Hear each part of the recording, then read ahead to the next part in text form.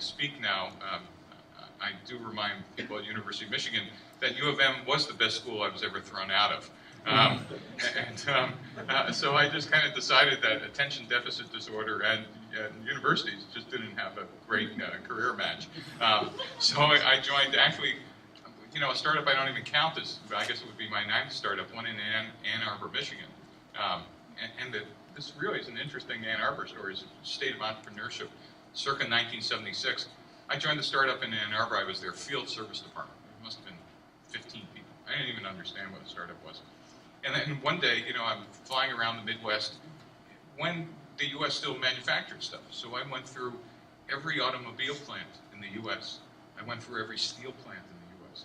I went and watched, them pour steel and make cars and make appliances in Dayton. It was just amazing to go through this. And then one day, the company said, you need to go to a Ford manufacturing plant in a town called Milpitas. It's now where the Great Mall is, by the way. It used to be a Ford plant. And we got to send you to a city called San Jose. No one ever heard of San Jose. And the first plane tickets they get, he said, San Jose, Puerto Rico. And I go, I think something tells me this is the wrong one. So I fly out here with an engineer. This is 1976. And we get into the rent-a-car at the airport. Now, you got to understand, in Ann Arbor, Michigan, if you were lucky in 1976, there was one line in a newspaper with dead trees. I don't know if any of you remember those dead trees printed for engineers. One line. We're not talking about one page. We're talking about one line. And no one had ever heard of this place out here at all. It wasn't even called Silicon Valley. And so we get in the car. We turn on the rent-a-car radio. And all of a sudden, we hear an ad. And the ad goes, "Scientists, engineers, Intel is hiring." And we got to go, there's someone screwing with our head. Because an ad on the radio, it was like a radio ad for engineers. And we went, just kind of look at each other. We pulled into the motel. The company was so cheap we had to share a room.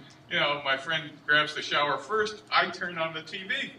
And literally we're watching, I don't know, it's Sunday. And by the way, I just buy the San Jose Mercury from this, and it's really thick. It's the thickest newspaper I've ever seen. I put the paper down, turn on the TV. In the middle of the shower, there's another ad.